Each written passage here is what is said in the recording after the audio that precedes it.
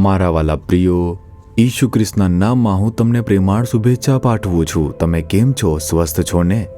શું તમને આંસુ આવે છે? આંસુ જે છે તે જે છે દરેક જીવનનો એક ભાગ છે. આંસુ આવે છે. શું એવી પરિસ્થિતિ નથી કે જ્યાં આપણે આંસુ વહાવીએ છીએ? કેટલાક લોકો તમે જુઓ હંમેશા રડતા રહે છે. એક બહેને મને કહ્યું, ભાઈ હું સતત રડતી રહું છું અને તેથી મારા આંસુ સુકાઈ ગયા છે. મારી આંખોમાંથી હવે આંસુ વહેતા નથી. એમ તેણે મને કહ્યું. તે એટલી હદ સુધી રડી છે. બીજી એક બહેન છે અને તેણે મને કહ્યું, મારા સતત રડવાથી અને રડવાથી મારી આંખો બગડી ગઈ છે. તમે જુઓ, જે આંસુ છે તે દરેકના જીવનની અંદર જે આંસુનો માર્ગ હોય છે, દરેકના જીવનનો તે ખૂબ જ એક ચોક્કસ ભાગ છે. શું આપણે બાઇબલમાં તે જોઈ શકતા નથી? પરમેશ્વરના જે બધા બાળકો છે તે આંસુની ખીણમાંથી પસાર થયા. પ્રભુ ઈસુ ખ્રિસ્ત, તેમને જુઓ, તેઓ પોતે બીજાઓ માટે આંસુ વહાવતા હતા. પોતા માટે ન રડ્યા, તે શહેર માટે રડ્યા હતા. એવા પરિવાર માટે રડ્યા જે પ્રભાવિત થયો હતો. પરંતુ ઘણા એવા છે જે પોતાના માટે જ રડે છે અને તે માત્ર આંસુએ જીવન જીવે છે. શું તમે આજે આવું જીવન જીવી રહ્યા છો? પહેલા સમુએલમાં તમે જુઓ, હાન્ના નામની સ્ત્રી હતી. તેણીને એક સારો પતિ હતો, પ્રેમાળ પતિ હતો, પણ બાળક ન હતું. તેથી તેણીને ખૂબ જ ઠપકો મળતો હતો અને તેને ઉપહાસનો સામનો કરવો પડ્યો હતો. આપણે તે બાઇબલની અંદર જોઈએ છીએ. એક સ્ત્રી જે હંમેશા રડતી રહેતી હતી કારણ કે બીજાઓ તેને દુઃખી કરતા હતા, તેણીને ઠપકો આપતા હતા, મજાક ઉડાવતા હતા. તેણીને બાળક ન હોવાની એક વેદના. જ્યારે તેણી દિલાસો મેળવવા તેનેથી દૂર થવા માંગે તો આસપાસના લોકો ફરિયાદ કરાવે અને તેઓ તેને વારંવાર કહીને દુઃખી કરવા અને રડાવવા માટે કંઈ કરી રહ્યા હતા.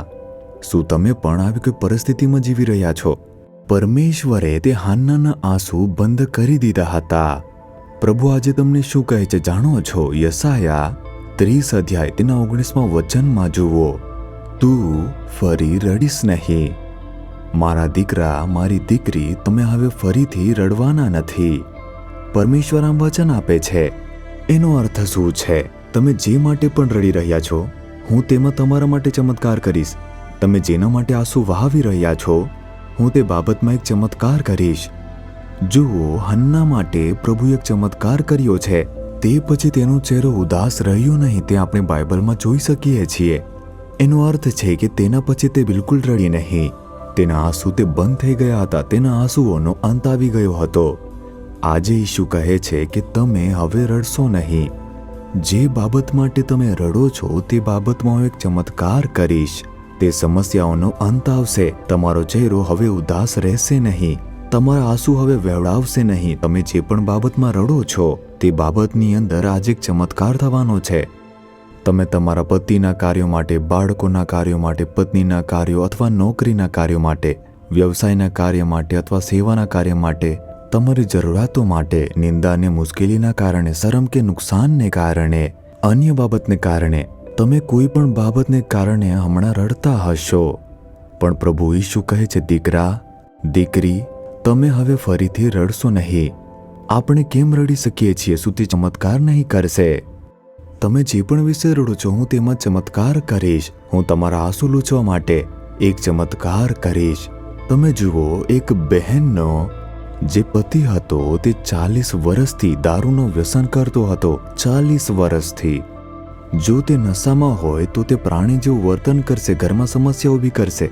તે પત્નીને મારશે અને બાળકોને ધમકાવશે, વાસણોને ઉડાવશે. 40 વર્ષના આંસુ, આંસુ, આંસુ, આંસુ. પ્રભુ, મારા પતિનું રૂપાંતર કરો, રૂપાંતર કરો. તે ક્યારે રૂપાંતરિત થશે? તે ક્યારે બચશે? તે પોતાનો વિશ્વાસ ગુમાવશે. 40 વર્ષના આંસુ. પરંતુ જ્યારે તેમણે અમારો કાર્યક્રમ જોયો, તેમણે ઈશુએ સ્પર્શ કર્યો, તેમણે પસ્તાવો કર્યો અને દારૂ પીવાનું બંધ કરી દીધું. તેણી કહે છે કે હવે હું બિલકુલ પણ રડતી નથી, આંસુ નથી પડતા, કારણ કે મારા પતિ હવે બચી ગયા છે અને રૂપાંતરિત થઈ ગયા છે. પ્રભુએ 40 વર્ષથી વહેતા આંસુઓનો અંત લાવ્યો હતો. શું તે તમારા માટે નહીં કરે? તમે લોકો હવે રડશો નહીં. આમ પ્રભુ વચન આપે છે.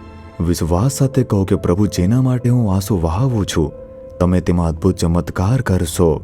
હું હવેથી મારા આંસુ વહાવીશ નહીં. તે જે વચન છે તે મારું છે, હું વિશ્વાસ કરું છું. આમ કહીને જુઓ, તમે આજે એક અદ્ભુત ચમત્કાર થતો જોવાના છો. પ્રભુને જોઈને તમે આ કહેશો ને, હે પ્રભુ, તમે આપેલું આ વચન તે મારા માટે છે. પ્રભુ, તમે કહ્યું છે કે તમે હવેથી રડશો નહીં. હું હવે રડીશ નહીં, હું આંસુ વહાવીશ નહીં, કારણ કે તમે આ બાબતમાં અમારા માટે એક ચમત્કાર કરવાના છે. હું વિશ્વાસ કરું છું, હું ચમત્કારિક પરિવર્તનની અપેક્ષા રાખું છું. પ્રભુ, તમે આજે તે પરિવર્તન લાવવાના છો. ઈશુના નામમાં આમેન, આમેન.